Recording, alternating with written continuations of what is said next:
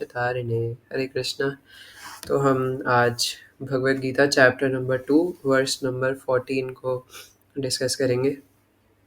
तो श्लोक दोहराएंगे। मात्र स्पर्शास्तु कौन्तेय शीतोष्ण सुख दुःखदा मातृस्पर्शास्तु कौन्तेय शीत उष्ण सुख दुःखदा आगम अपायनो नित्या तांस्तितिक्षस्व भारत। आगम अपायिनो नित्या तितिक्षस्व भारत। मात्र स्पर्शास्तु कौन्तेय शीतोष्ण सुख दुःखदा मातृस्पर्शास्तु कौन्तेय शीत उष्ण सुख दुःखदा आगम अपायनो नित्या तांस्तितिक्षस्व भारत। आगम अपायिनो नित्या तितिक्षस्व भारत। अनुवाद तात्पर्य जगत गुरु शिल प्रभुपाद द्वारा श्रील प्रभुपाद की जय। हे कुंती पुत्र, सुख तथा दुख का क्षणिक उदय तथा काल क्रम में उनका अंतर्धान होना सर्दी तथा गर्मी की ऋतुओं के आने जाने के समान है। हे भरतवंशी, वे इंद्रिय बोध से उत्पन्न होते हैं और मनुष्य को चाहिए कि अविचल भाव से उनको सहन करना सीखे। तात्पर्य, कर्तव्य निर्वाह करते हुए मनुष्य को सुख तथा दुख के क्षणिक आने जाने को सहन करने का अभ्यास करना चाहिए। वैदिक आदेश अनुसार मनुष्य को माघ, जनवरी, फरवरी के मास में भी प्रातः काल स्नान करना चाहिए, है ना। तो अभी जनवरी फरवरी आ रहा है, तो ध्यान से पढ़ लीजिए शिला प्रभुपाद क्या बोल रहे हैं कि जनवरी फरवरी में भी प्रातः काल जल्दी उठ करके स्नान करना चाहिए। उस समय अत्यधिक ठंड पड़ती है, किंतु जो धार्मिक नियमों का पालन करने वाला है वह स्नान करने में तनिक भी झिझकता नहीं। इसी प्रकार एक गृहिणी भीषण से भीषण गर्मी की ऋतुओं में मई जून के महीने में भोजन पकाने में हिचकती नहीं।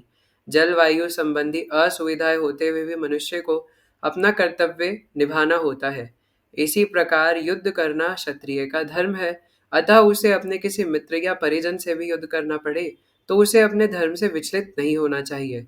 मनुष्य को ज्ञान प्राप्त करने के लिए धर्म के विधि विधान पालन करने होते हैं, क्योंकि ज्ञान तथा भक्ति से ही मनुष्य अपने आप को माया के बंधन से छुड़ा सकता है। अर्जुन को जिन दो नामों से संबोधित किया गया है वह भी महत्वपूर्ण है। कौन्तेय कहकर संबोधित करने से यह प्रकट होता है कि वह अपनी माता की ओर मातृकुल से संबंधित है, और भारत कहने से उसके पिता की ओर पितृकुल से संबंध प्रकट होता है। दोनों ओर से उसको महान विरासत प्राप्त है। महान विरासत प्राप्त होने के फलस्वरूप कर्तव्य निर्वाह का उत्तरदायित्व आ पड़ता है, अतः अर्जुन युद्ध से विमुख नहीं हो सकता। जगत गुरु शिल प्रभुपाद की जय। तो जैसा कि हम कल लास्ट वर्ष में पढ़ रहे थे, है ना, 2.13 में, तो उसकी आखिरी लाइन क्या थी ना, धीरस तत्र न मुह्यति। तो भगवान कह रहे थे कि ऐसा व्यक्ति धीर होता है जो कि शरीर के परिवर्तनों में कभी विचलित नहीं होता, है ना। और आज भी भगवान उसी को कंटिन्यू कर रहे हैं। तो धीर कौन होता है? जो अधीर नहीं होता, है ना। तो धीर की भगवान ने कल कुछ सिम्टम्स बताए थे और आज भी उसी को कंटिन्यू कर रहे हैं, क्योंकि अगर आप 15th वर्ष पढ़े तो 15th वर्ष में भगवान कह रहे हैं कि हे पुरुष श्रेष्ठ अर्जुन। अब इसकी व्याख्या अभी डिटेल में करेंगे, है ना, लेकिन इन शॉर्ट भगवान कह रहे हैं कि जो पुरुष सुख तथा दुख में विचलित नहीं होता और इन दोनों में इक्वल रहता है, संभाव रहता है, वह निश्चित रूप से मुक्ति के योग्य है ना। तो यहाँ पे भगवान ये जो सिम्टम्स बता रहे हैं इसके बेनिफिट्स भी बता रहे हैं, क्योंकि हम लोग ये सोच सकते हैं कि ठीक है, अगर हम नहीं भी ये सब अटेन करें तो क्या ही हो जाएगा। तो भगवान बता रहे कि मूर्खो, तुम इतने टेंशन में पड़े हुए रहते हो, हाइपर टेंशन की गोलियां खाते हो, है ना। तो इसलिए समझो इस बात को। तो ये वाला श्लोक बहुत इंपॉर्टेंट है ना। अब आप में से कई भक्तों को, जैसे मैं कल कह रहा था, कि लग रहा होगा कि हमने ये कई बार पढ़ा हुआ है, लेकिन जब फॉलो करने की बात आती है तो अच्छे अच्छों की हवा टाइट हो जाती है ना। फिर जब क्वेश्चंस पूछते हैं ना व्हाट्सएप पे, तब सब पता चल जाता है कितना मातृ स्पर्शास्तु कौन्तेय शीतोष्ण सुख दुखदा हमारा फॉलो हो पा रहा है। तो इसलिए बहुत इम्पोर्टेंट है है ना। तो वर्ड बाय वर्ड चलेंगे। तो जैसे आप वर्ड मीनिंग पढ़ भी सकते हैं ना, यहाँ पे मात्र स्पर्शः का शिला प्रभुपाद ने बताया है इंद्रिय विषय, है ना। तो केवल कौन्तेय हे कुंती पुत्र, और शीत और उष्ण तो आपको पता है, गर्मी सर्दी, है ना। सुख दुख देने वाला, आगम आना, अपायिनः जाना, अनित्य क्षणिक, तान उनको तितिक्षस्व सहन करने को प्रयत्न करो, भारत हे भरतवंशी। अच्छा, अब यहाँ पे एक चीज़ इम्पोर्टेंट है कि भगवान कह रहे हे भरतवंशी, वे इंद्रिय बोध से उत्पन्न होते हैं। क्या इंद्रिय बोध से उत्पन्न होते हैं? हमारे सुख तथा दुख। कोई इस लाइन को एक्सप्लेन करेगा? अर्नव प्रू एक्सप्लेन करेंगे, है ना, कि यहाँ पे इस लाइन का क्या मतलब है कि हमारे सुख तथा दुख इंद्रिय बोध से उत्पन्न होते हैं। अगर पॉसिबल है तो अर्नव प्रू आप माइक ऑन करके बता सकते हैं। और कोई? इंद्रिय बोध मतलब इंद्रियों के द्वारा बोध में आते हैं सुख या दुख। मतलब वाह, है ना, ये तो आपने क्या बोलते हैं उसको, जैसे पीताम्बर का इन्होंने बता दिया है ना कि पीत वस्त्र पहनने वाला, उसको एलैबोरेट तो करो। मतलब कि सेंसेस, जैसे मेरे को गोस्वामी वर्ड आता है याद हमेशा इससे, कि गो के स्वामी जो होते हैं वो, उनको सुख दुख ये इंद्रियां विचलित नहीं करते, तो इसलिए वो ना सुख इंद्रियों के भोग मिलने से ना सुखी होते हैं, और ना जब उनको इंद्रिय वेदना देती है किसी चीज की कि भोग ले, तो वो उससे विचलित भी नहीं होते, धीर रहते हैं उसमें भी। कृष्णा ब्रो। हरे कृष्ण प्रभु जी। प्रभु जी, जैसा मैंने इंद्रिय बोध का समझा, मैंने एक लेक्चर देख रहा था प्रभु जी पे, तो उसमें बता रहे थे कि इंद्रिय बोध का मतलब कि सुख दुख होते हैं कि हमारे इंद्रियों को अगर कुछ मिल गया तो जो भाव प्रकट हो गए सुख कह देते हैं, अगर नहीं मिला तो फिर हम जो दुखी होते हैं, वो जो हमारी सैडनेस, वो दुखी हो जाता है। तो वो क्यों होते हैं? क्योंकि हमारी इंद्रियां किसी चीज को चाहती हैं। हम्म। तो अगर वो चाहना छूट जाए, नहीं, इंद्रिय बोध मतलब उनके द्वारा कुछ चीज का चाहना ना चाहना छूट जाए तो सुख दुख होंगे ही नहीं। हम्म। एग्जाम्पल के तौर पर जैसे भगवान के पास तो खैर सब है, पर बोलते हैं कि हमें भी पूर्ण बनना है भगवान की तरह। तो हमारे पूर्ण बनने का जो बताते हैं, कैसे पूर्ण बनना है, कि हमें ना कुछ चाहिए और ना ही हमारे पास है, मतलब पूर्ण का मतलब हमें कुछ चाहिए नहीं। हम ऐसे पूर्ण हैं, हमारे पास कुछ है भी नहीं पर हमें चाहिए भी नहीं। ओके, पूर्ण ऐसे हैं भगवान के। Got it, thank you so much Krishna bro, है ना। तो सही बताया आपने, है ना। तो इजी लैंग्वेज में, अरे रो क्यों रहे हो, सही तो बताया कह रहा हूँ, है ना।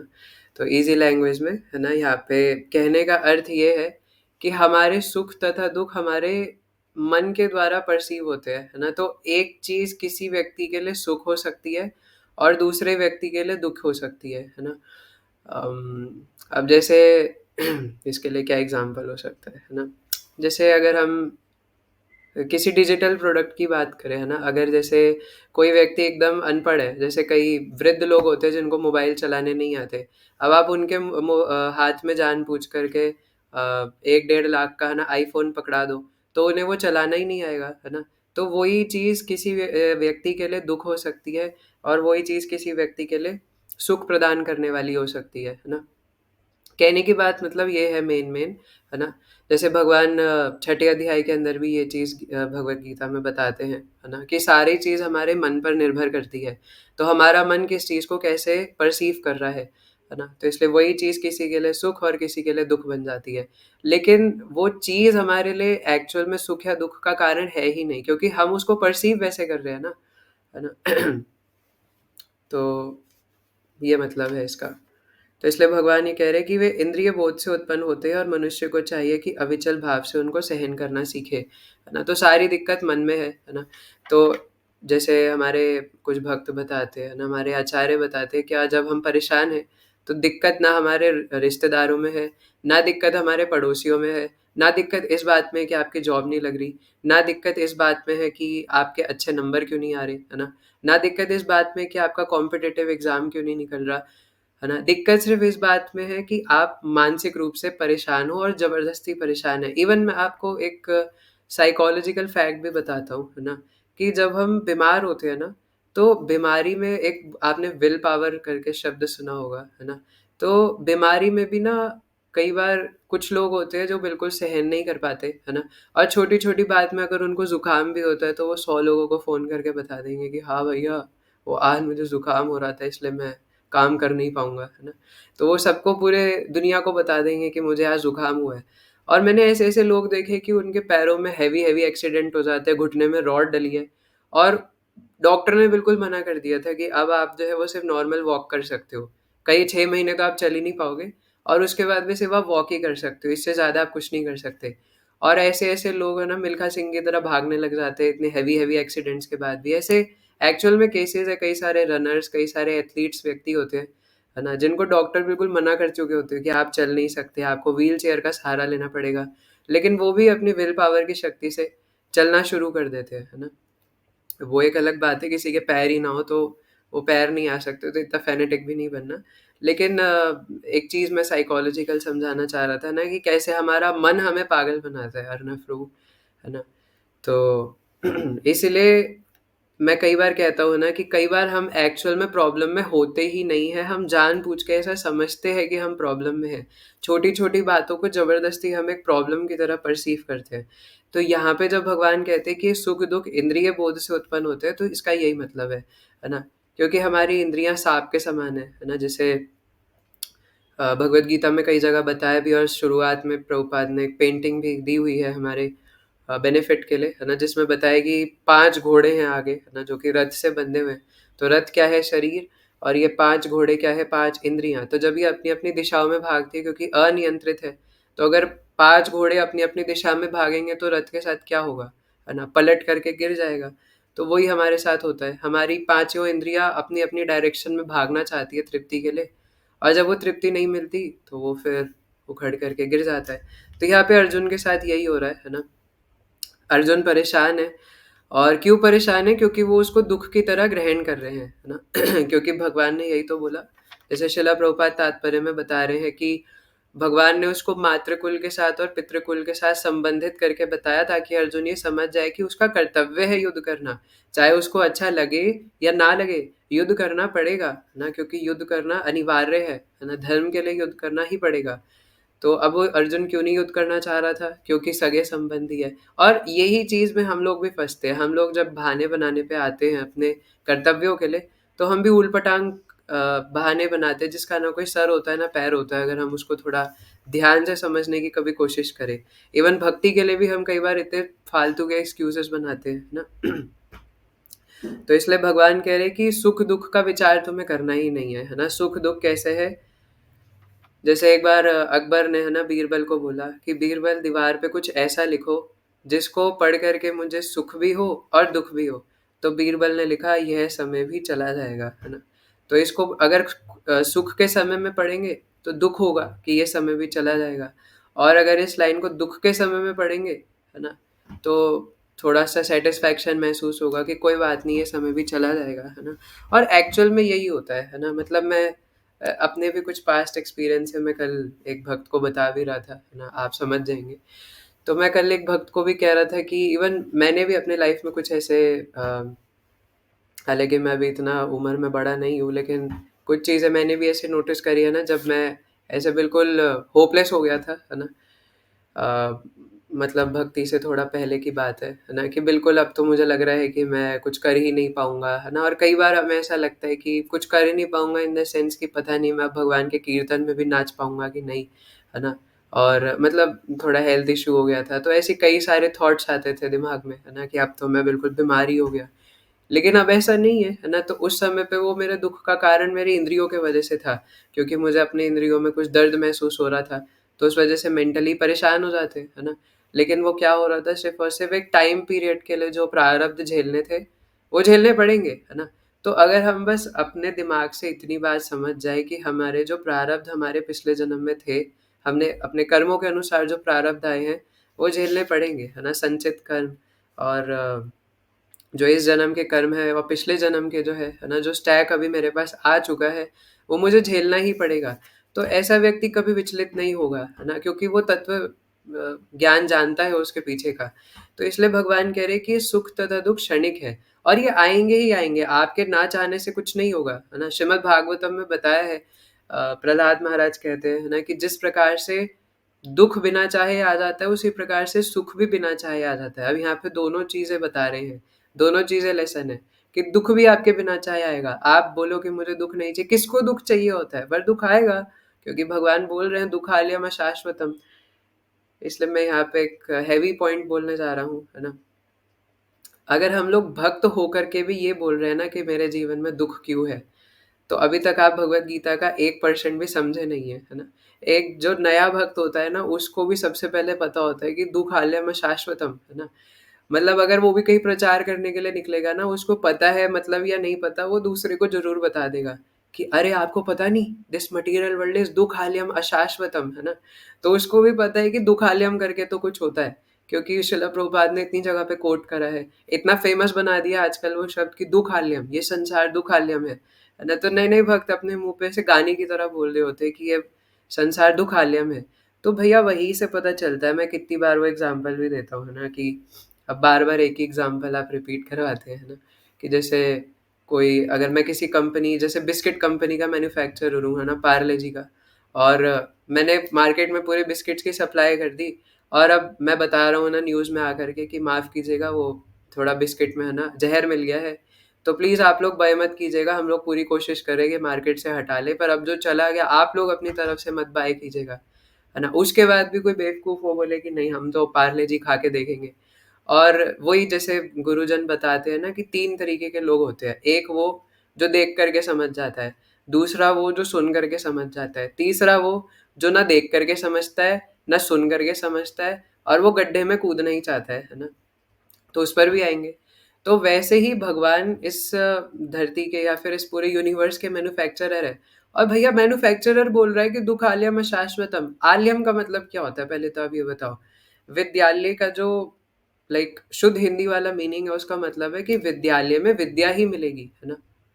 तो विद्यालय में और कुछ नहीं मिल सकता आपको। और वैसे ही अनाथालय में अनाथ बच्चे ही मिलेंगे, है ना? अनाथालय में आपको कोई ऐसा बच्चा नहीं मिलेगा जो अनाथ ना हो, है ना? अपोजिट केस कभी हो ही नहीं सकता। तो दुःख आलयम का मतलब है कि दुखमय स्थान है वो, वहाँ पे सिर्फ और सिर्फ दुख ही होगा। सुख आप वहाँ पे ढूंढ ही नहीं सकते, है ना प्रभु, है ना? तो इसलिए वहाँ पे आपको सिर्फ दुख ही दुख मिलेगा। अगर आप वहाँ पे सुख एक्सपेक्ट कर रहे हो, तो ये हमारी गलती है ना? जैसे वो एग्ज़ाम्पल में, अगर कोई खुद बाज़ार से जा कर के बिस्किट खरीद के खाए, तो वो पागल है ना? ना कि मैन्युफैक्चरर। अब कोई यहाँ पे ये भी बोलते हैं ना इस एग्ज़ाम्पल में कि नहीं मैन्युफैक्चरर ने दुखालय बनाया तो ये तो उसकी गलती है। नहीं, ये भी उसकी गलती नहीं है ना? क्योंकि हमारी मर्ज़ी से दुखालयम बनाया गया है। हम लोग यहाँ पे आकर के भगवान से अलग भोग करना चाहते थे, इसलिए दुखालय बना है। तो इतना तो बेसिक क्लियर होता ही है भक्तों को, इसलिए इस एग्ज़ाम्पल से हम लोग समझ सकते हैं, है ना? हार्दिक प्रभु लिख रहे हैं this example is ever fresh. और 3 चीज़ें है ना कि देख करके समझने वाला, सुन करके समझने वाला, है ना? कि अगर कोई बोल दे कि देखो वहाँ मत जाना, वहाँ ना गड्ढा है ना? कोई बोले नहीं, नहीं मैं तो जाऊँगा, और वो फिर 1 किलोमीटर दूर जा कर के देखे कि अरे हाँ यार, यहाँ पे तो सच में गड्ढा है, तो वो देख कर के मान जाएगा कि ठीक है मैं नहीं कूदूँगा, है ना? तो ये होते हैं 2 इंटेलिजेंट क्लासेस, है ना? मतलब अलग-अलग वेरिएशन में, है ना? सबसे पहला इंटेलिजेंट है जो सुन करके समझ जाता है। इसलिए है ना क्या बोलते हैं भगवान, तत् शृणु, है ना? इसलिए अर्जुन सुनो। शायद 9वें अध्याय का पहला श्लोक है ना कि अर्जुन, या 10वें अध्याय का, है ना? तत् शृणु कि अर्जुन सुनो, है ना? तो इसलिए भगवान बता रहे हैं कि श्रवण की कितनी ज़्यादा इम्पोर्टेंस है। तो सुन करके समझो। लेकिन जो सुन करके भी नहीं समझता तो ठीक है, देख करके समझेगा जब वो देखेगा कि हाँ यार दुःख तो बड़ा है ना? लेकिन जो देख करके भी नहीं समझता, वो गधा घोड़ा है ना, वो बोलेगा कि नहीं मैं तो कूद कर ही दिखाऊँगा। तो वो जाएगा गड्ढे में, क्या पता मैं ना गिरूँ, क्या पता मैं उड़ने लग जाऊँ, मेरे पास पंख निकल आए मेरे कमर के पीछे, और वो जाकर सीधा गड्ढे में कूदेगा। जब गिरेगा तब पता चलेगा, ओहो! सही कह रहे थे, मैं तो गिर गया। चोट लग गई, हड्डियाँ टूट गई, तब जाके उसको समझ में आता है ना? तो क्यों हम इतने मूर्ख बने? अगर सुन करके हमें पता चल रहा है कि भैया इस संसार में दुःख है, क्लियर है कि हमारे जो सुख-दुःख प्रकट होते हैं, वो हमारे परसीवेंस के द्वारा होते हैं, है ना? किसी चीज़ को हम सुख की तरह ले रहे हैं, किसी को हम दुःख की तरह ले रहे हैं, तो वो हमारी दिक्कत है ना? जैसे अगर इवन कोई, जैसे मैंने बीमारी व्यक्ति की बात करी ना, तो अगर किसी की विल पावर स्ट्रांग है, अब जैसे कोई इंडियन आर्मी में है, जैसे हमारे वरुण प्रभु है ना? तो जो क्षत्रिय लोग होते हैं, जो क्षत्रिय लोगों के अंदर जो सहन शक्ति होती है वो ज़्यादा होती है, शूद्रों के अंदर सहन शक्ति उतनी नहीं होती, है ना? तो जो क्षत्रिय है, अगर उनका मतलब हाथ पे कोई कट भी लग जाए ना, तो उनको फ़र्क नहीं पड़ेगा। वो तब भी जाकर के 10 आतंकवादी मार गिराएँगे, है ना?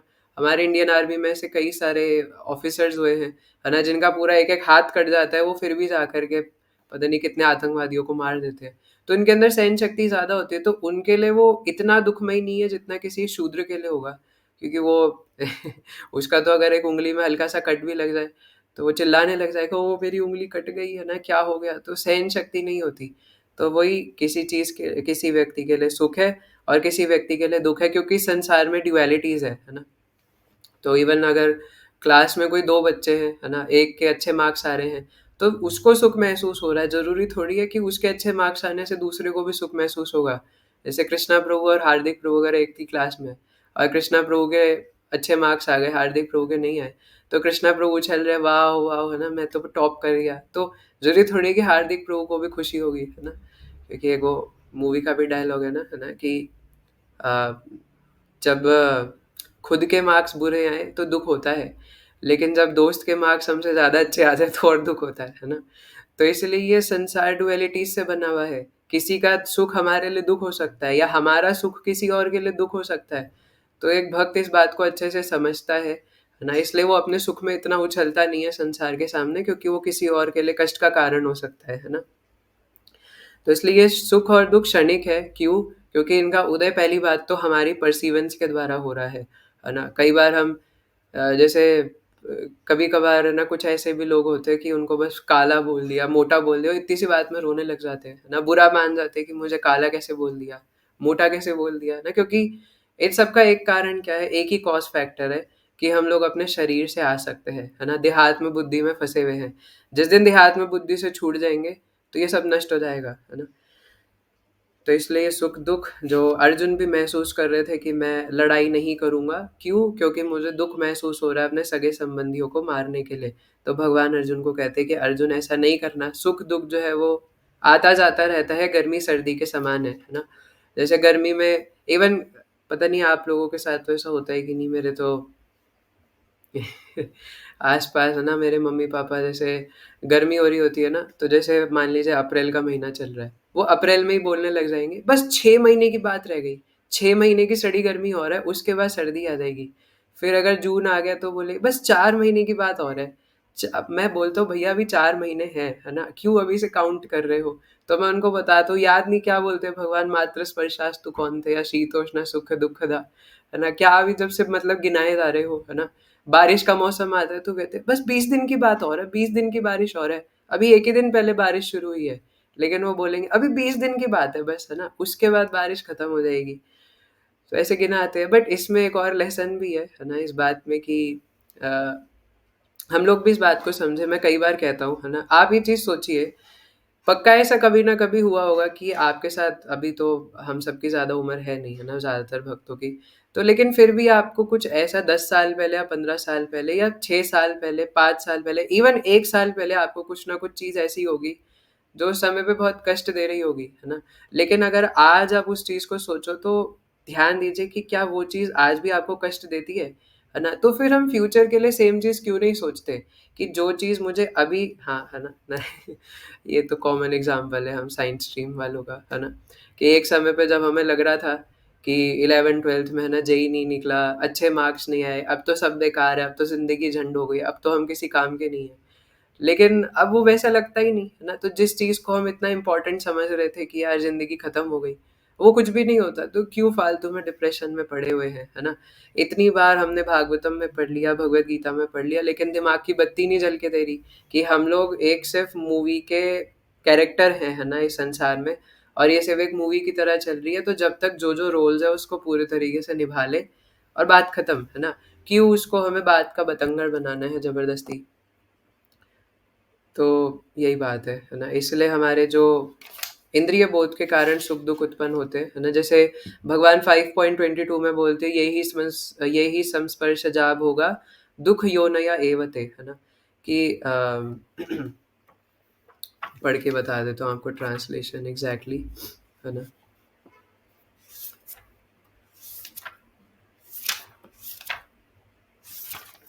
कहाँ गया? हाँ, ये रहा। बुद्धिमान मनुष्य दुःख के कारणों में भाग नहीं लेता। हाँ, जो कि भौतिक, मेरे को संसर्ग शब्द याद नहीं आ रहा था, जो कि भौतिक इंद्रियों के संसर्ग से उत्पन्न होते हैं, है ना? तो हमारे दुःख किस कारण से उत्पन्न होते हैं? भौतिक इंद्रियों के संसर्ग के वजह से। क्यों? संसर्ग का मतलब क्या है कि जब ये भौतिक इंद्रियाँ भोग करना चाहती है, तो भोग करने के लिए करती तो है, लेकिन बाद में उनको सुख नहीं मिलता है। ऐसे मैं कई बार एग्ज़ाम्पल देता हूँ कि आपने अपने उदर की इच्छा के लिए या जीवा की इच्छा के लिए ज़्यादा खाना खा लिया, लेकिन अब पेट खराब हो गया, है ना? तो इंद्रियों की वजह से दुःख मिला। तो वैसे ही इस श्लोक में बोल रहे हैं कि इंद्रियों के कारण सुख या दुःख हमें मिलता है, क्योंकि इंद्रिय, मन और बुद्धि, ये 3 चीज़ें होती है ना मेन। तो हमारा मन उन इंद्रियों को सुख या दुःख के समान जैसा-जैसा परसीव करता है, वैसा-वैसा दिखा देता है ना?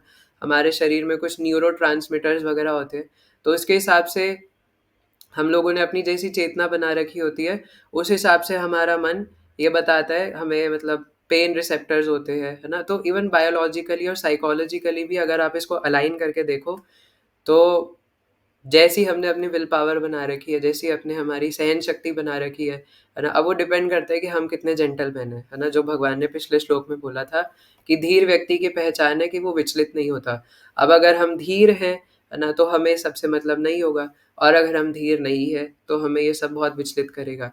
तो हम लोग इससे पहचान सकते हैं कि हम भक्ति में कितने आगे बढ़ रहे हैं, है ना? क्योंकि जो एक जो भक्त होता है ना, वो हमेशा मस्त रहता है ना? उसको कभी भी किसी चीज़ का दुःख नहीं होता।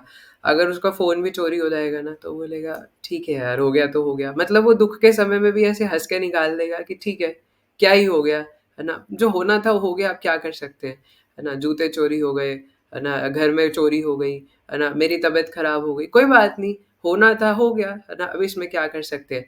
इवन मैंने ऐसे-ऐसे भक्त देखे कि कोई मर भी जाता है, उनको तब भी कोई फ़र्क नहीं पड़ता। अच्छा, लेकिन कल एक भक्त ने है ना एक बहुत इम्पोर्टेंट क्वेश्चन पूछा था लास्ट में क्लास में आप सभी के जाने के बाद, तो मैं उसका आंसर आज के लिए सेव किया हुआ था। तो एक प्रश्न आया था बहुत इम्पोर्टेंट कि जब हम ये बोल रहे हैं कि हमारा शरीर परिवर्तन होता है, जीवात्मा ट्रांसफ़र हो जाता है एक शरीर से दूसरे शरीर में, तो कई बार हम फ़ैनेटिक हो जाते हैं, है ना? और अपने मम्मी-पापा को भी सोचने लग जाते हैं, अरे ये तो सोल है, हम भी स्पिरिट सोल है, तो उनका रिस्पेक्ट करना बंद कर देते हैं, उनका केयर करना बंद कर देते हैं और उनको कई बार डिसरिस्पेक्ट करने लग जाते हैं, है ना? तो देखिए ये अच्छी बात नहीं है ना? यानी कि हम लोग ये तत्व ज्ञान अभी सही से समझे ही नहीं हैं, है ना? माना कि हम स्पिरिट सोल है, पर क्या अभी हम स्पिरिट सोल के लेवल पर हैं, है ना? अपने आप से पूछिए कि जब हमारा मन करता है कुछ अच्छा खाने का, कुछ अच्छा पहनने का, किसी को अपनी सुंदरता दिखाने का, है ना? तो तब क्या हम लोग ये बात सोचते हैं कि मैं एक स्पिरिट सोल हूँ? तो फिर जब हम दूसरों की रिस्पेक्ट करनी हो, जैसे कई बार ना भक्त लोग भी होते हैं, वो क्या करते हैं कि कोई बोलता है प्रभु जी मेरी ना तबीयत बहुत ख़राब हो रही है, मुझे लगता नहीं कि आज मैं गोवर्धन की परिक्रमा कर पाऊँगा, या मुझे लगता नहीं कि आज मैं दर्शन आरती में ज़्यादा देर खड़े रह पाऊँगा, तो मैं ना पीछे बैठ कर के दर्शन कर लेता हूँ। तो भक्त बोलेंगे, "अरे प्रभु जी, आप तो जीवात्मा हो, आप शरीर थोड़ी ना हो।" या कोई बोले, "प्रभु जी, वो मेरा ना कल घुटने का फ्रैक्चर हो गया था, तो मेरे प्लास्टर चढ़ा हुआ है, तो आज मैं मंदिर जा नहीं पाऊँगा।" तो कोई बोले, "अरे प्रभु जी, आप आत्मा हो, आप शरीर थोड़ी ना हो, आप क्यों अपना फ्रैक्चर देख रहे हो? आप चलो।" "अरे प्रभु जी, आप समझ नहीं रहे, तो पैर फ्रैक्चर है, मैं चल के जाऊँगा कैसे?" "नहीं प्रभु जी, आप आत्मा हो।" तो एक्चुअल में कुछ ऐसे डिवोटीज़ होते हैं ना, जो ऐसा करते हैं, तो हमें इतना बेवकूफ़ नहीं बनना है। हमें ये समझना है कि हमें आत्मा के स्तर पर जाना है, पर अभी हम शरीर के स्तर पे हैं। तो प्रैक्टिकल जो चीज़ है, हमें वो चीज़ करनी होती है ना? इसलिए और बल्कि हमें तो इस रूप में देखना चाहिए कि हमारे माता-पिता या हमारे आस-पास जो भक्त हैं, हमारे मित्र हैं, है ना? वो भी भगवान के बच्चे हैं, है ना? जीव आत्मा है, पर वो भी तो भगवान के बच्चे हैं, तो इसलिए हमें उनका ध्यान रखना चाहिए, है ना? तो जैसे गुरु महाराज ने एक बार एक कोट भेजा भी था कि जो सिंसियर डिवोटीज़ होते हैं, वो अपने लिए सीरियस होते हैं और बाकियों के लिए लीनिएंट होते हैं। लेकिन जो बेवकूफ़ होते हैं, है ना? जो नौसिखिए होते हैं, वो अपने लिए लीनिएंट रहते हैं और बाकियों के लिए सीरियस रहते हैं। खुद कुछ करेंगे नहीं, है ना? बड़ी-बड़ी बातें घुमाएँगे और दूसरों के लिए छोटी-छोटी बात में उनकी टाँग खींचेंगे, है ना? ऐसे क्यों कर रहे हो, वैसे क्यों कर रहे हो? जलेबी ज़्यादा क्यों खा रहे हो, है ना? पकोड़े क्यों खा रहे हो, है ना? पता नहीं क्या बोला है भगवान ने, भालो ना खाइबे, भालो ना परिबे, है ना? तो एक होता है कि मज़ाक-मज़ाक में बोलना कि प्रभु जी हम लोग तो बहुत खा रहे हैं, है ना? लेकिन एक होता है सिर्फ़ दूसरे की टाँग खींचना और खुद कुछ फ़ॉलो ना करना, है ना? खुद मुँह छुपा के जलेबियाँ खा रहा है और दूसरे को बोलें, "क्यों जलेबी खा रहे हो?" है ना? तो लेकिन जो एक्चुअल सीरियस होता है वो क्या करेगा कि खुद नहीं खाएगा, अपनी उठा कर के भी दूसरे को दे देगा कि ये लो प्रभु, है ना? और खा लो, है ना? आपको कम दिया है ना, आप थोड़ी और जलेबी ले लो, है ना? ऐसे ही भक्त होते हैं, है ना? तो तो मैं क्या कह रहा था ना इसीलिए हमारी ये जो सुख और दुख है ये हमारे इंद्रियों के वजह से आते हैं कि हमने अपने आप को कैसी ट्रेनिंग दी है ना। तो अभी भी हमारे पास समय है, हम अपने आप को ट्रेनिंग दे सकते हैं। तो सुख और दुख कैसे है, सर्दी गर्मी के समान। तो जैसे अभी धीरे धीरे ठंडक आ रही है ना, हालांकि इतनी जल्दी अभी सर्दी पड़ नहीं रही, पता नहीं क्यों इस बार, पर पड़ेगी। तो अभी सर्दी आएगी है ना, लेकिन सर्दी के बाद दोबारा गर्मी भी आएगी। किसी को सर्दी अच्छी लगती है, किसी को गर्मी अच्छी लगती है ना। तो ऐसा रहता है। तो वैसे ही हमें समझना चाहिए कि सुख और दुख भी आएँगे जाएँगे। तो मैं जो प्रहलाद महाराज का बता रहा था कि पहली चीज़, दुख आएगा ही आएगा। आप कितना ही बोल लो मुझे दुख नहीं चाहिए, दुख आके ही रहेगा, है ना? इस संसार में कोई नहीं चाहता, कौन चाहता है कि उसके घर में आग लगे? लेकिन आग लगती है ना? तो वैसे ही हमारे पास दुख आएगा। लेकिन प्रहलाद महाराज आगे ये भी कहते हैं कि जैसे दुख बिना चाहे आ जाता है, वैसे सुख भी बिना चाहे आएगा। तो ये चीज़ हम क्यों नहीं समझते? अब दिक्कत हमारी है कि हमने पिछले जन्म में ऐसी कोई सुकृतियाँ करी ही नहीं कि हमारे पास ज़्यादा सुख नहीं आ रहा।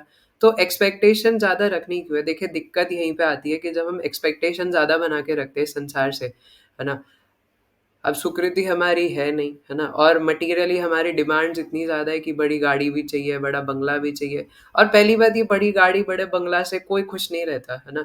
जितनी ज़्यादा हमारे पास चीज़ें हम बटोर लेते हैं, उतना दुखी होता है ना? क्योंकि उतनी चीज़ें फिर मेंटेन करनी पड़ती है।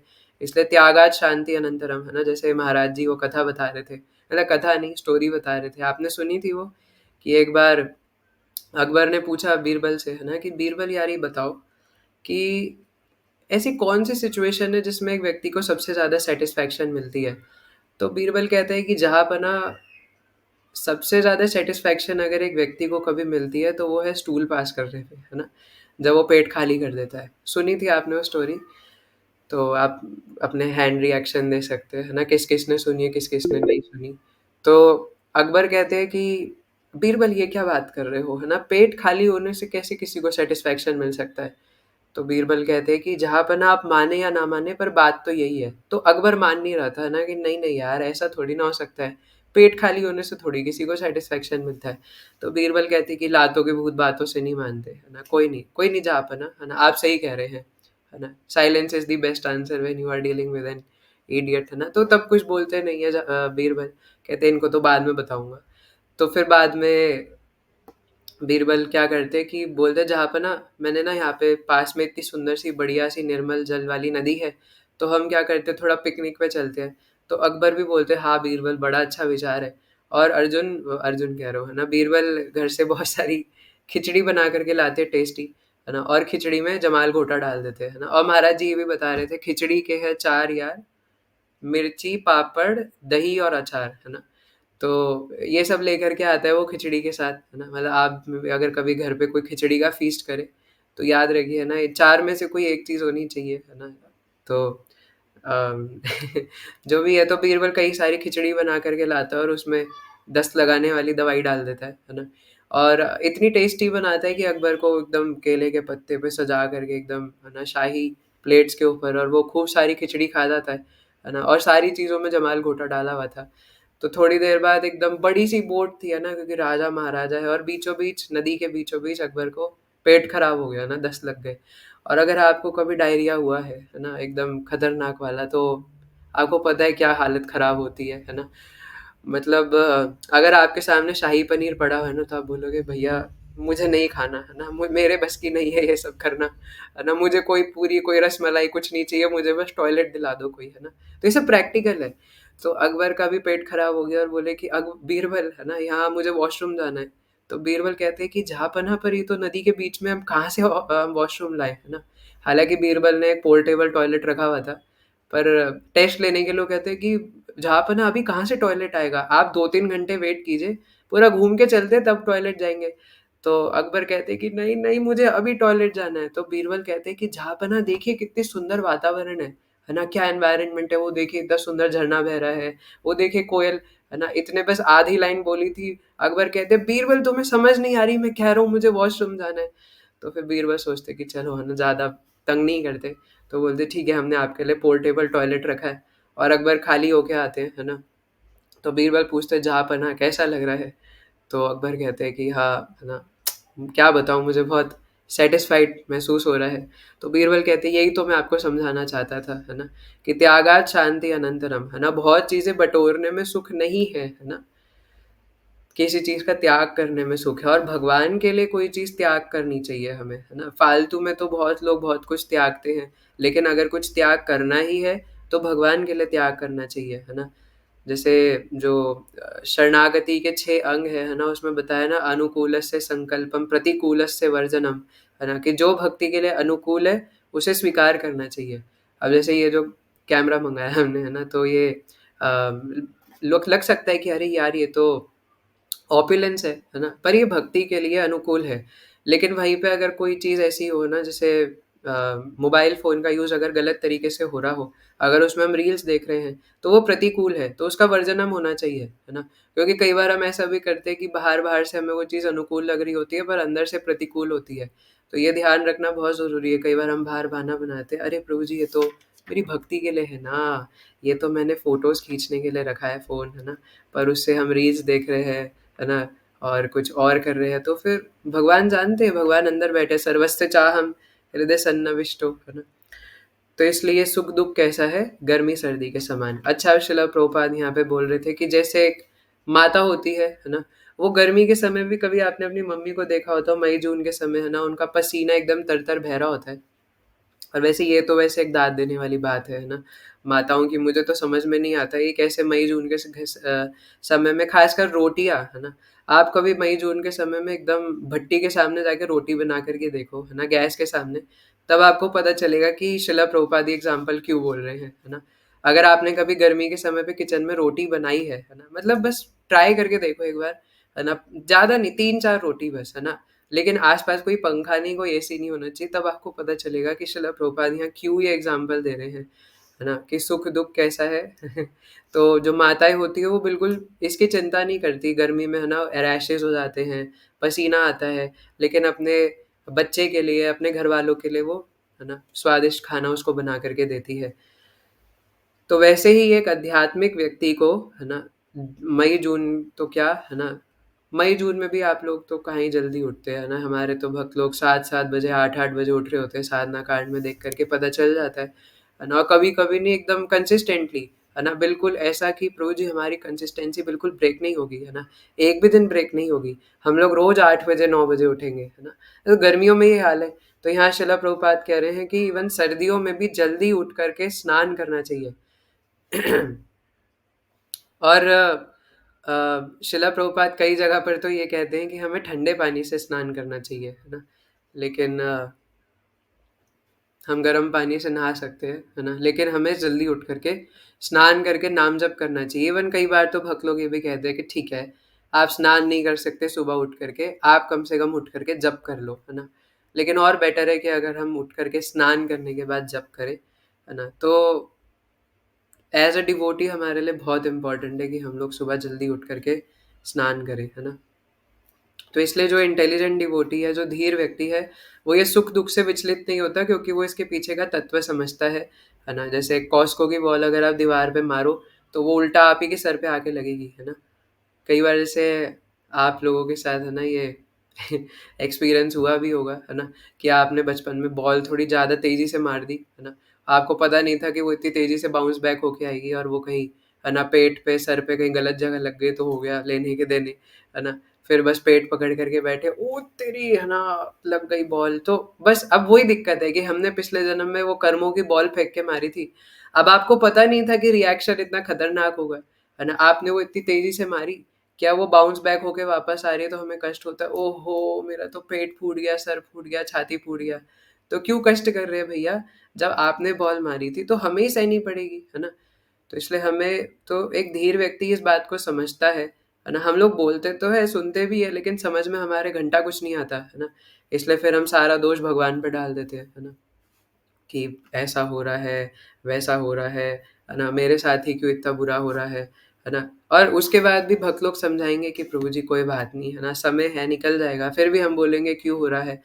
तो बोलने से, टेंशन लेने से कुछ होगा? जैसे अमोघ लीला प्रभु जी एक बात कहते हैं ना, कि जो चीज़ हमारे हाथ में है, उसके लिए पहली बात तो कोई टेंशन क्यों लेगा, क्योंकि वो चीज़ हाथ में है। और जो चीज़ हाथ में नहीं है, उसके लिए भी टेंशन क्यों लेनी, क्योंकि जब वो हाथ में है ही नहीं, तो क्यों टेंशन लेनी? अपना चिल करो, है ना? जैसा चल रहा है वैसा चलने दो। जब वो हाथ में है ही नहीं तो टेंशन लेके होगा क्या? कुछ होगा टेंशन लेने से, है ना? इसलिए चिंता करे सो मिले बीमारी, और चिंतन करे सो मिले बिहारी, है ना? तो पूछे चिंतन प्रभु से, क्या उन्हें बिहारी मिले, है ना? तो इसलिए एक धीर व्यक्ति इस बात को अच्छे से समझता है ना? और इसलिए वो सुख दुख में कभी विचलित नहीं होता, और भक्त तो कभी नहीं होता। अगर भक्त के जीवन में सुख आता है तो इसलिए दोनों में संभाव रहना चाहिए, इक्वल रहना चाहिए, है ना? कि अगर सुख आया तो भी कोई बात नहीं, है ना? अच्छा, भगवान भगवत गीता में आगे कई जगह बताते भी है कि सुख में ज्यादा हर्षित नहीं होना चाहिए और दुख में ज्यादा रोना नहीं चाहिए, है ना? तो करना क्या है ना, मर जाए। तो इसलिए दुख के समय पे ज़्यादा डिप्रेशन में रोना नहीं चाहिए, और ये वही व्यक्ति कर सकता है जो इसके पीछे का तत्व समझता है। आप देखिए, ये सब बातें तो ऊपर ऊपर की है ना? एक्चुअल बात तो ये है कि जब तक आप हरिनाम सही से नहीं करेंगे, जब तक आप भगवान का भजन सही से नहीं करेंगे, ये बात दिमाग में, हृदय में उतरेगी ही नहीं, है ना? क्योंकि भैया, भगवत गीता का अंतिम बात क्या है? सर्वधर्मान् परित्यज्य माम एकम शरणम व्रज, अहम त्वाम सर्व पापेभ्यो मोक्षयिष्यामि मा शुचः। इसलिए आप सब लोग तो ऑलरेडी भक्त हैं, और ये चीज़ भक्तों को ही बताई जा सकती है, अभक्तों को नहीं बताई जा सकती। तो इसलिए लास्ट मोमेंट पे मैं बस आखिरी में यही कहना चाहूँगा कि ये चीज़ें जो हम दूसरे अध्याय में भी पढ़ रहे हैं, ये तभी हो पाएंगी जब हम भगवान को शरणागत होंगे।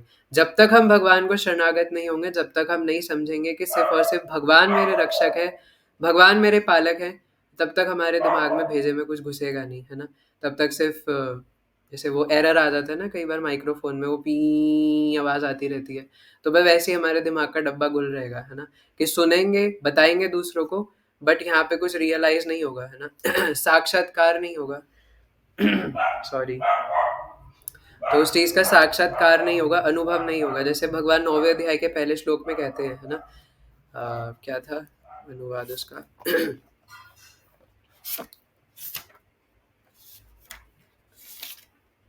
हाँ, श्री भगवान ने कहा, हे अर्जुन, चूंकि तुम मुझसे ईर्ष्या नहीं करते, इसलिए मैं तुम्हें परम गुह्य ज्ञान तथा अनुभूति बतलाऊंगा, है ना? अनुभूति का मतलब है कि रियलाइजेशन। तो कहने सुनने में और रियलाइजेशन में फर्क होता है ना? इसलिए हमें एक रियलाइज्ड भक्त से सुनना चाहिए। इसलिए हम लोग श्रील प्रभुपाद के पॉपर्ट्स पढ़ रहे हैं, है ना? क्योंकि पढ़ना भी एक प्रकार से श्रवण करना ही है। तो इसलिए हम एक रियलाइज्ड अनुभूत भक्त से, है ना, जिसके पास रियलाइजेशन है इन चीज़ों का, उनसे अगर सुनेंगे तो हमारे हृदय में रियलाइजेशंस जल्दी उतरते हैं। तो इसलिए एक जो भक्त होता है, जैसे वो भक्ति में आगे बढ़ेगा, उतनी डिपेंडेंसी उसकी भगवान पे बढ़ेगी, है ना? जैसे एक छोटा बच्चा होता है ना, उसकी मम्मी उसको या उसके पापा उसको हवा में उछालते हैं तो बिल्कुल डरता नहीं है, उसको पता है मेरे पापा मुझे पकड़ लेंगे। वैसी अटूट विश्वास हमारा भगवान के ऊपर होना चाहिए। श्रद्धा का मतलब क्या होता है? श्रद्धा का मतलब है अटूट विश्वास, है ना? तो वैसी अटूट विश्वास हमें भगवान में होना चाहिए कि भगवान हमें बचा ही लेंगे, भगवान मेरे रक्षक है, उन्होंने मुझे जन्म दिया है। कल हम पढ़ रहे थे ना कहीं पे कि जन्म के वक्त भी बचाने वाले भगवान हैं। कहाँ पढ़ रहे थे यार? और मृत्यु के समय भी बचाने वाले भगवान है ना? शायद मैं कोई गौर गोविंद महाराज की क्लास देख रहा था, है ना? उसमें बता रहे थे कि जन्म के समय और मृत्यु के समय, दोनों के समय जो रखवाली करने वाले हैं वो भगवान है ना? तो इसलिए मृत्यु के समय भी हमारे साथ भगवान। अच्छा, एक्चुअली इसका मतलब ये है कि जन्म के समय भी जब हम माँ के गर्भ में होते हैं, है ना, तो माता वहाँ से बाहर से तो टेक केयर कर नहीं सकती, वो सिर्फ खाना खा सकती है, और वो खाना हमारे तक सप्लाई हो जाएगा। लेकिन खाना कौन कर रहा है? क्योंकि माँ ने तो सिर्फ खाया है ना। माँ कोई उसको बटन दबा करके बच्चे को सप्लाई तो नहीं कर रही, है ना? कौन है जो, जब बच्चा 9 महीने माँ के गर्भ में रहता है तो वहाँ खाना सप्लाई कर रहा है बच्चे को? कौन है जो वहाँ पे इतने बंद कमरे में उसको ऑक्सीजन सप्लाई कर रहा है ना? अब आप बोलोगे वो उम्बिकल कॉर्ड के द्वारा होता है, पर वो उम्बिकल कॉर्ड किसने बनाई है? आपने बनाई है जा करके, है ना? तो कहाँ से वो खाना, ऑक्सीजन, पानी सब कुछ सप्लाई हो रहा है बच्चे को, है ना, वहाँ अंदर रह करके? और जब वो मृत्यु को प्राप्त होता है तो कौन है जो मरने के बाद, जब वो जीव आत्मा एकदम मर रहा होता है, जो इमीडिएट मोमेंट है जिसपे वो शरीर त्याग रहा होता है, कौन उसके साथ रहता है? कोई नहीं। अगर कोई शरीर रूप में साथ है भी तो क्या कर लेगा? उसका कुछ भला कर पाएगा? तो इसलिए जन्म के समय, मृत्यु के समय भगवान ही साथ रहते हैं। तो इसलिए अगर बस इतनी सी बात समझ जाए कि भगवान ही हमारे हैं, तो ये सुख दुख में वो विचलित होगा नहीं, भगवान का आशीर्वाद है ना? और एक भक्त तो पता है कैसे समझता है कि अगर उसके पैर में कांटा चुभ जाए ना, कील गड़ जाए, तो वो ये नहीं सोचेगा मैंने तो इतनी भक्ति करी, मैंने तो कार्तिक के महीने में आ के 64 माला करी थी, मेरे पैर में कील क्यों चुभ गई? वो तो ये सोचेगा कि एक्चुअल में मेरा पैर कटना था, ये तो भगवान की कृपा है कि मेरे पैर में सिर्फ एक कील गड़ी है ना? तो इसलिए भक्त तो ये सोचता है कि, और एक्चुअल में यही होता है, सिद्धांत यही है कि हमें एक्चुअल में झेलना बहुत कुछ था, पर भगवान ने कम करके उसे इतना कम कर दिया। तो आप सोचिए कि जो हमें अभी ज़्यादा लग रहा है, एक्चुअल में वो बहुत ज़्यादा झेलना था हमें। क्योंकि भक्ति में आने का ये मतलब नहीं कि हमारे जीवन में दुःख नहीं आएँगे, है ना? इसको हम एक एग्ज़ाम्पल से समझ सकते हैं, जैसे खराब रोड है गड्ढे वाली, है ना? तो ये है दुखालयम संसार, रिप्रेज़ेंट करता है ये खराब गड्ढे वाली रोड, है ना? बहुत सारे पिट होल्स हैं, पॉट होल्स हैं रोड पे। और जो अभक्त है वो बैठा है बैलगाड़ी में, और जो भक्त है वो बैठा है शॉकर्स वाली मर्सिडीज में, है ना? शॉक एब्जॉर्बर्स वाली एकदम बढ़िया मस्त, है ना? 2 करोड़ की गाड़ी में बैठा है। तो जो बैलगाड़ी में बैठा ऑब्वियसली उसको धचकियाँ ज़्यादा लगेंगी, लेकिन जो मर्सिडीज में उसको भी थोड़ा बहुत महसूस होगा, लेकिन उसे इतना नहीं होगा जितना बैलगाड़ी में बैठे व्यक्ति को हो रहा है ना? तो वो डिपेंड करता है कि आपकी गाड़ी कौन सी है, कितनी अच्छी है, मतलब कि आपकी भक्ति कितनी अच्छी है, कितनी शॉक एब्जॉर्बिंग पावर है उसमें, है ना? तो इसलिए ऐसा नहीं है कि दुख नहीं आएंगे, लेकिन उस दुख को सहने की शक्ति भगवान देते हैं, है ना? तो इसलिए ये सुख और दुख में विचलित ना होना, ये हम कैसे प्रैक्टिकली करेंगे? भगवान की भक्ति करते करते, हरि नाम लेते लेते धीरे धीरे अपने आप आ जाएगा। और इसको प्रैक्टिकली फॉलो ऐसे करना है कि हमारे जो भी कर्तव्य है, इवन हमारी जो भी मटेरियल ड्यूटीज भी है, उसमें भी सुख दुख, है ना? भगवान अभी बोलेंगे सुख दुख समय कृत्वा लाभ लाभ जया जयो ततो युद्धाय युजयस्व नैवम पापम अवाप्स्यसि। अर्जुन, तुम सुख दुख हानि लाभ विजय पराजय की चिंता मत करते हुए सिर्फ युद्ध के लिए युद्ध करो, है ना? तो इसलिए अगर हमारे कोई मटेरियल ड्यूटीज भी है, उसमें भी हमें सुख दुख नहीं देखना, है ना? और अपना ड्यूटीफुली उस एक्शन को करना है। और अध्यात्म में तो ये बहुत आवश्यक है, जो कि हमारा नित्य कर्म है ना? जो कि हमारे लिए क्या बोलेंगे, है ना? जीवेर स्वरूप हो कृष्ण नित्य दास, तो हमारा स्वभाव है भगवान की भक्ति करना, और उसको तो हमें करना ही करना है। उसमें जितने एक्सक्यूज बनाएंगे उतना दुख में रहेंगे। और जो लोग अब कार्तिक के महीने में डेली सुबह जल्दी उठ रहे हैं, है ना? और डेली नाम जप कर रहे हैं, उनको पता है कि कितना आनंद आता है, और अगर वो एक भी दिन मिस हो जाए तो उन्हें दुख महसूस होता है। तो क्यों जबरदस्ती दुख में पड़े रहना है? क्यों बहाने बनाना है कि मुझसे होता ही नहीं, है ना? तो इसलिए सारी चीज़ हमारे हाथ में है, देखिए, है ना? भक्त लोग हमें बता सकते हैं, समझा सकते हैं, सुना सकते हैं, लेकिन करना हमें ही है ना? तो हमें ज़बरदस्ती कोई नहीं कराएगा, क्योंकि भक्ति जो है वो हमारी स्वयं की इच्छा होती है। भक्ति कभी कोई हमसे ज़बरदस्ती नहीं करा सकता, क्योंकि प्रेम अपने आप होता है ना। आप किसी को गन पॉइंट पे रख के नहीं कह सकते कि चल प्रेम कर, जैसे कई गुंडे लोग होते हैं ना, तू मेरी नहीं हुई तो किसी की नहीं हो सकती, है ना? तो गन पॉइंट पे रख के बोलते हैं चल बोल, मैं तो, तू मुझसे प्यार करती है। तो रोते-रोते बोल भी देगी, पर वो करती थोड़ी ना है। वो डर के मारे बोल रही है क्योंकि गन पॉइंट सर पे रखा है। तो प्यार कोई सिर्फ़ ज़बरदस्ती नहीं कर सकता, है ना? प्यार नेचुरल होता है, स्पॉन्टेनियस होता है, और इस संसार में तो प्यार है ही नहीं, क्योंकि वो सिर्फ़ भगवान से हो सकता है ना?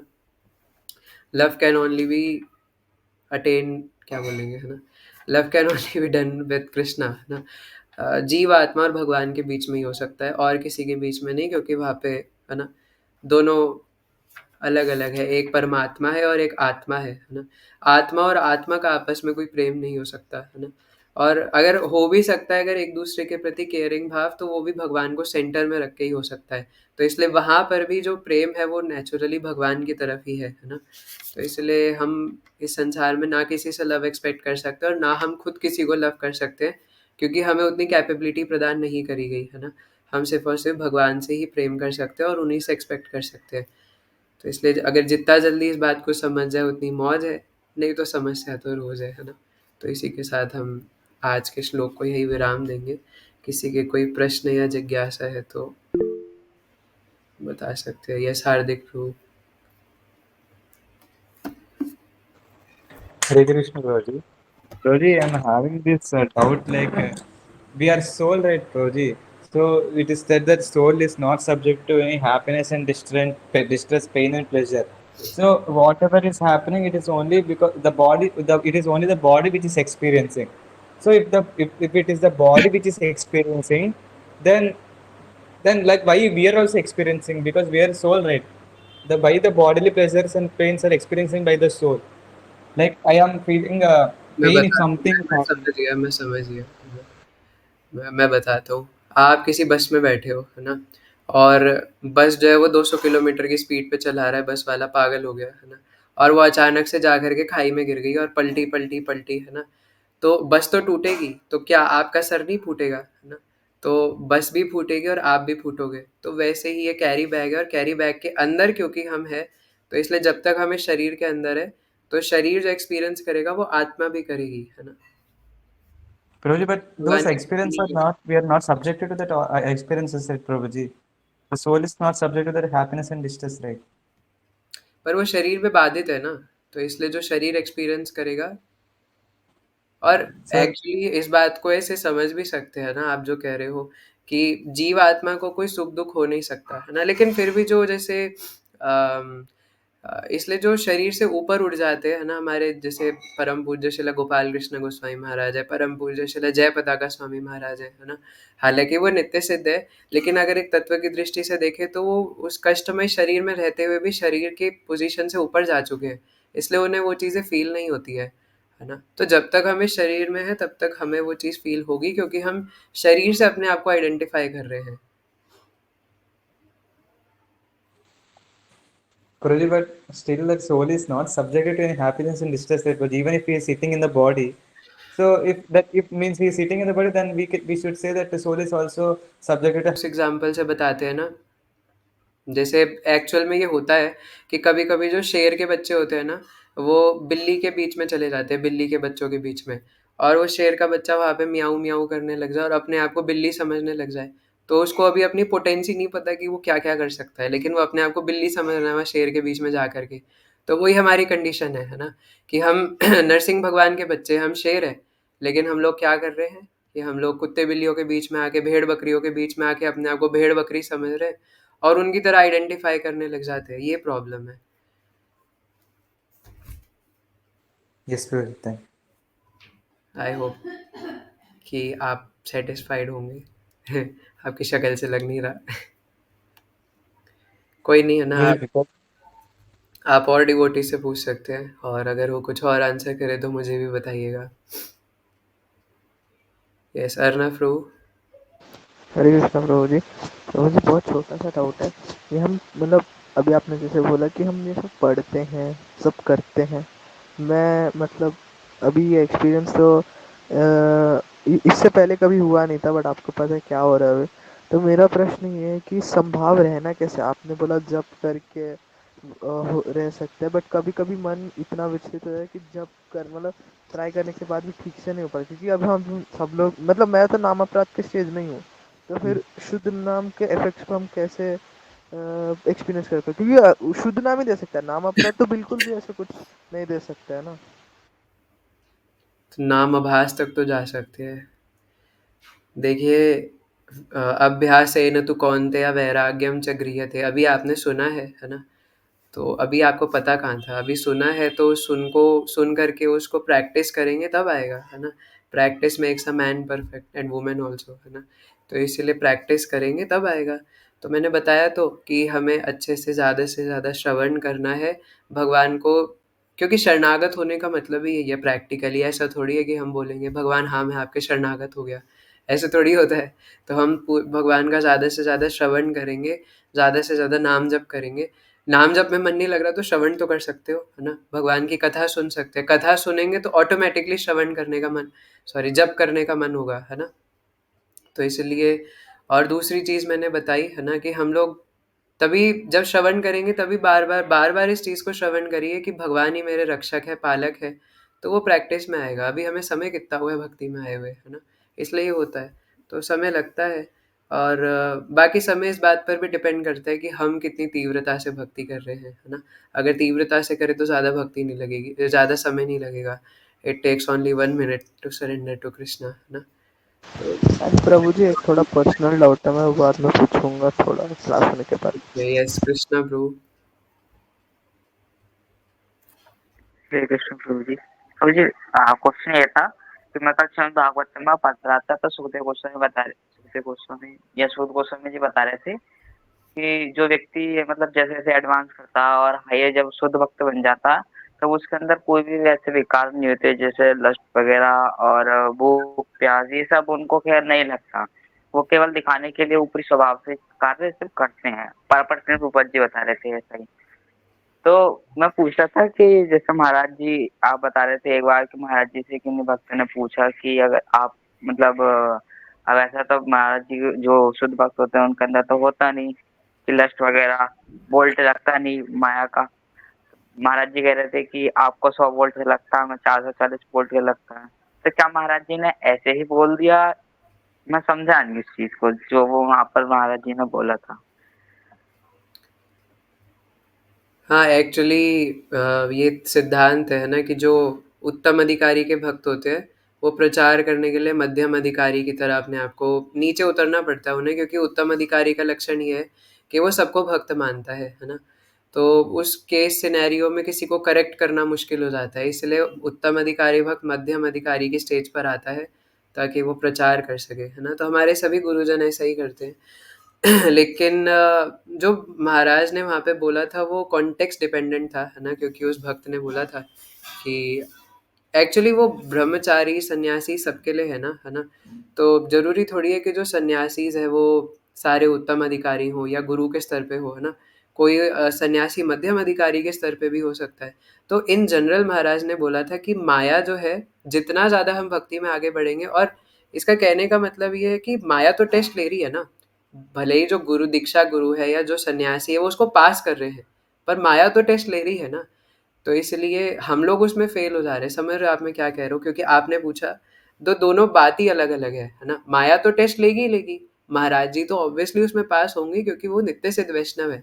लेकिन महाराज जी माया की बात कर रहे हैं, है ना? क्योंकि उसने प्रश्न ये पूछा भक्त ने कि हमें माया अटैक करती है, आपको तो करेगी नहीं। नहीं, क्यों नहीं करेगी, है ना? क्योंकि हम लोग एक्चुअली, महाराज का कहने का मतलब है कि हम जितना भक्ति में आगे बढ़ेंगे, माया अपना उतना वोल्टेज बढ़ाती जाएगी, है ना? जितना हम लोग, जैसे कई बार मैंने तो ये भी नोटिस करा है कि हम लोग प्रचार करते हुए भी अगर कुछ बोलते हैं ना, तो भगवान उस चीज़ का भी टेस्ट लेते हैं कि तू ज़्यादा बोल रहा है, अभी देखता हूँ तू उसको फॉलो कर रहा है कि नहीं कर रहा, है ना? मैंने तो ऐसा कई बार अपने केस में नोटिस करा, तो मैं सोच समझ के बोलता हूँ बोलूँ कि नहीं बोलूँ, ना? मैं मजाक कर रहा हूँ तो ऐसे कई बार होता है। तो महाराज माया देवी की बात कर रहे हैं, क्योंकि शिला प्रभुपाद कहते हैं कि भक्ति का मतलब है कि हम माया के खिलाफ एक युद्ध की घोषणा कर रहे हैं, है ना? तो जितना हम भक्ति में आगे बढ़ते हैं, माया उतना वोल्टेज बढ़ाती जाती है। ये सिद्धांत महाराज वहाँ पे समझाना चाह रहे थे। ओके, उसका इससे कोई मतलब नहीं है कि हम लोग माया के टेस्ट को कैसे पास कर रहे हैं, और गुरुजन कहते हैं कि हमें माया के टेस्ट में पास होना चाहिए, मतलब कृष्णा का ही टेस्ट है वो एक तरीके से, है ना? कि हम कितनी अच्छे से भक्ति कर रहे हैं। ओके, तो मुझे लगता है कि और किसी को कोई प्रश्न नहीं है ना? तो थैंक यू सो मच। और फिर से रिमाइंड कर दूँ, 9:30 बजे चैतन्य भागवत रीडिंग होगी, तो आप लोग आ सकते हैं। 3 बार हरे कृष्ण महामंत्र आप सबकी प्रसन्नता के लिए। हरे कृष्ण कृष्ण कृष्ण हरे हरे, कृष्ण कृष्ण हरे हरे, हरे हरे राम राम राम राम हरे हरे, हरे कृष्ण कृष्ण हरे कृष्ण हरे कृष्ण हरे, कृष्ण हरे राम हरे हरे, राम हरे राम राम हरे, हरे कृष्ण हरे कृष्ण कृष्ण कृष्ण राम हरे हरे, राम हरे राम। राम हरे। 4 बार हो गया क्या? श्रीमद् भगवद गीता यथारूप की जय। जय जगत गुरु शिल प्रभुपाद की जय। जय अनंत कोटि वैष्णव भक्त की जय। Yeah. जय।